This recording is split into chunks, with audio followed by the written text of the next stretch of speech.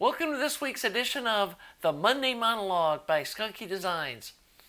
This week's topic, listen to your ears. One of the mistakes I think that a lot of people make, including myself, is they put too much faith in online reviews and what they hear people talking about on the forums rather than just listening with their ears and deciding for themselves about what sounds good. It's too easy to be influenced by what other people say something should sound like, and a lot of things that possibly could really sound good in our systems, we discount because we hear what other people are saying about it on the internet. There are a lot of forums online about do-it-yourself tube amplifier stuff as well as audio gear, and unfortunately, I feel like there's also a lot of snake oil being sold on the internet that people insist that it sounds good simply because they got sucked into it and they bought into the hype. The other thing that I think people do is discount potentially really good sounding gear because it's not cool, or they read somewhere someone talking about, how in the world could somebody possibly think this sounds good?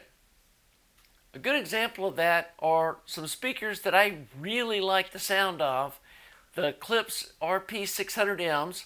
There's a lot of people that say, oh, they're too bright, oh, they sound junky, oh, they don't have any mid-range, and they point to some review where somebody's used an analyzer with a scope and all this other stuff, and maybe they don't look great scientifically, but in my house, in the space that I have, with the amplifier that I have hooked up to them, they sound fantastic. I bought a pair of triangle speakers thinking that these were going to be an upgrade, and all the stuff that I saw online said that they should be better sounding speakers. But when I hooked them up and demoed them in my house with my system, they didn't sound anywhere near as good as these Klipsch speakers did.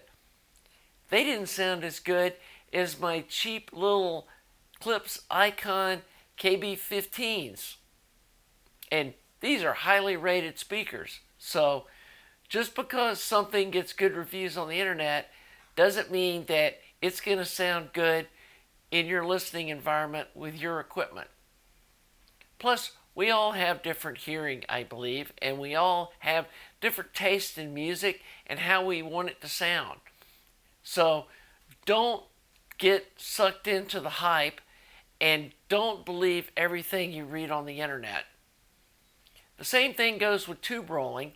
Some of the really expensive new old stock like 6S and 7s that people say, oh, you got to get these bad boys, or you got to get these other 2-hole black plate something or others. I found in some amplifiers the cheap little Russian 6H8Cs sound fantastic. So you really can't go by too much what you read online, because in every amplifier with different circuits, different amounts of feedback, different tubes and different components are going to sound different. You have to try some of this yourself. And unfortunately, it can get kind of expensive to buy a bunch of different kinds of tubes just to try them.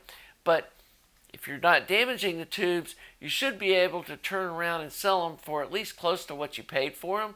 And then you know for sure that this tube or that tube sounds better than another.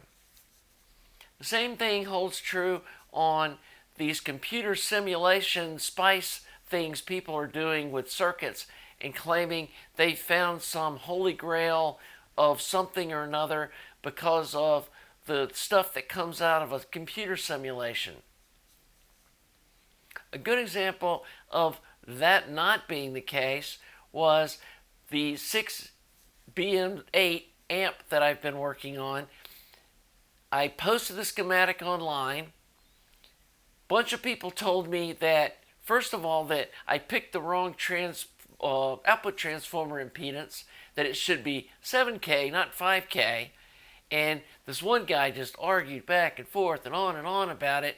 Finally, somebody breadboarded the amp and tried it with about 5 different output impedances and determined, yeah, she's right, 5K is the magic number.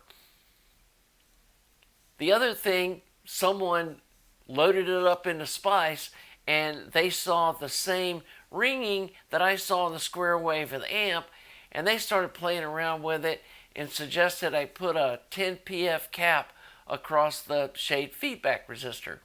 Well, I appreciate them going to the trouble, and sure enough, when I put that cap across the shade feedback resistor, it was just a tiny little 10 PF cap.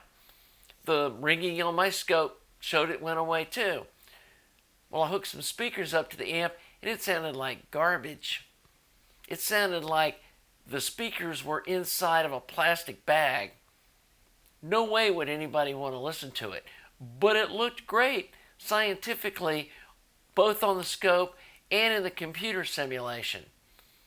So the bottom line is, you really have to listen to this stuff with your own ears, and don't trust what you see either in a computer sim, what you read online, or what you even see on your own oscilloscope.